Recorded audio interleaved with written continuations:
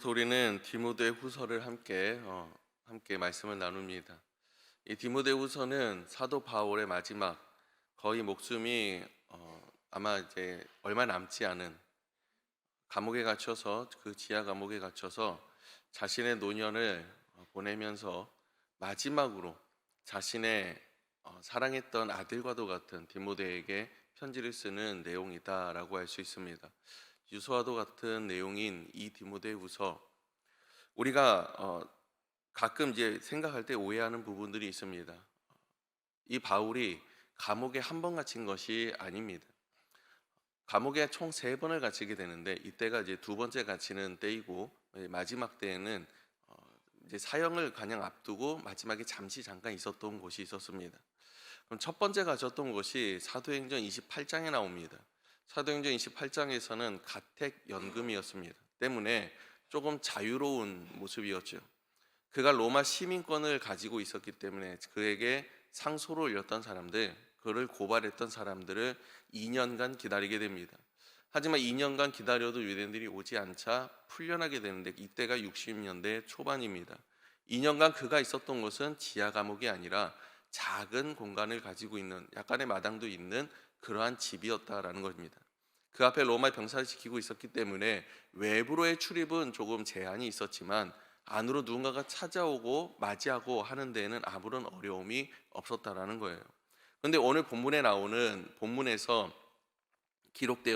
기록하고 있는 이 장소는 지하 감옥입니다.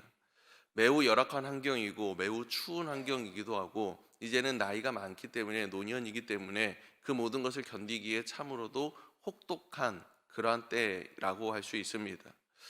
여러분, 우리가 생각해 보아야 하는 것이 있습니다. 사도 바울이 어떠한 사람입니까?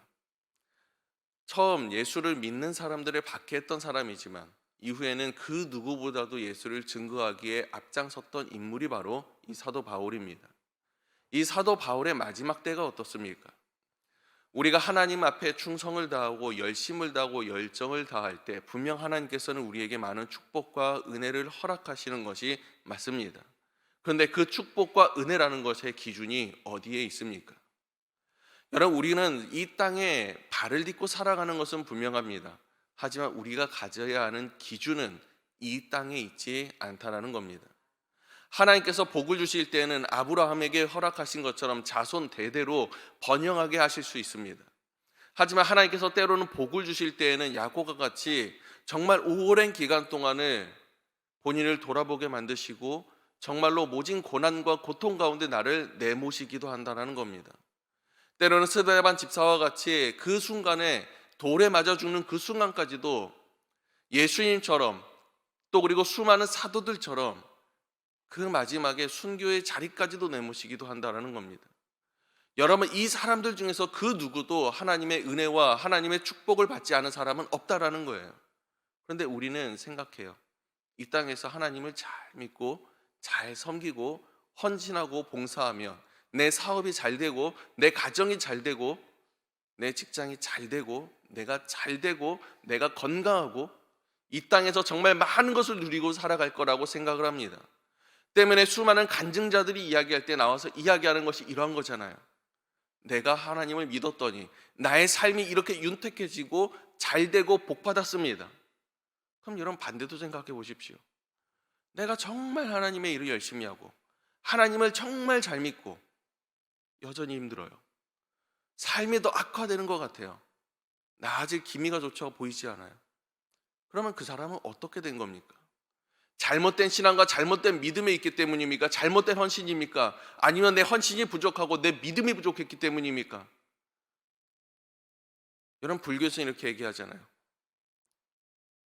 헌신이 부족하다고. 더 공양미를 더 내야 되고, 시주가 더 뭐라고 합니까? 뭐 정성이 부족하다.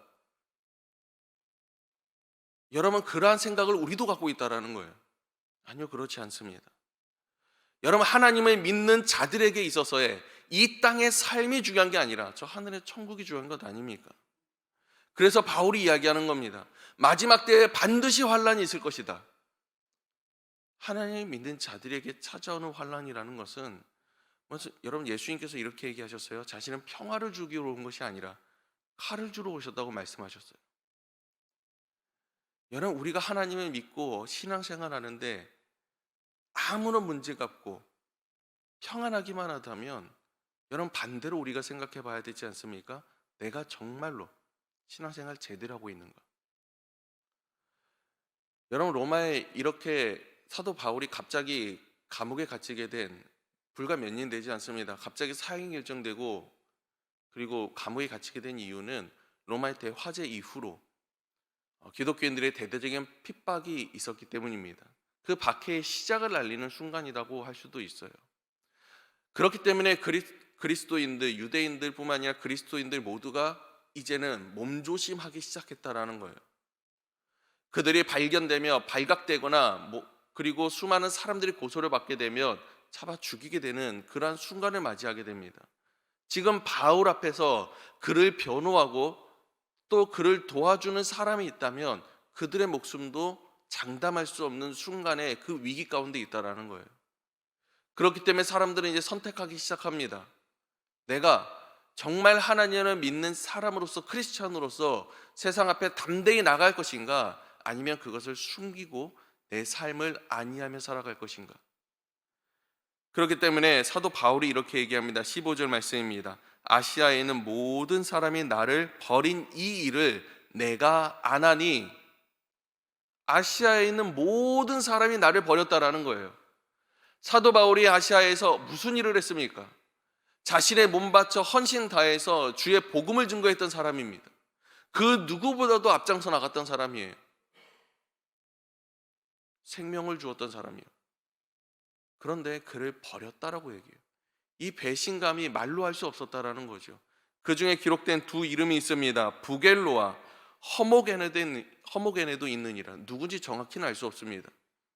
근데 우리가 기억할 수 있는 것은 무엇이냐면 이 두 이름은 영원히 기록된 치욕된 이름이라는 거예요.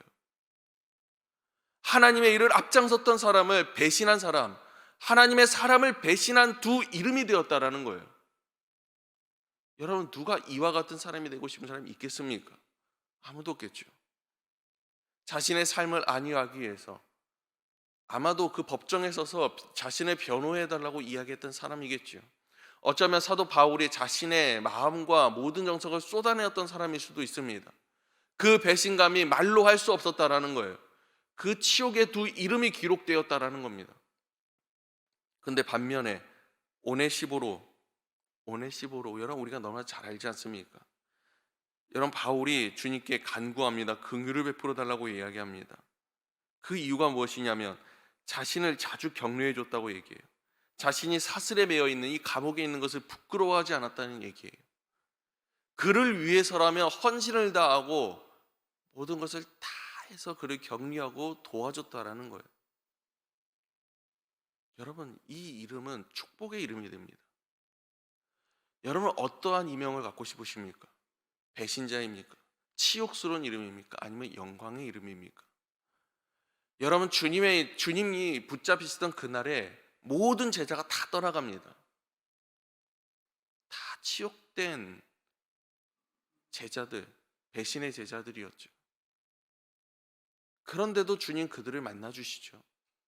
그때 돌이키는 자들이 있었죠. 여러분, 우리는 모두가 주님 앞에서 주님의 눈 돌린 배신자와도 같았습니다.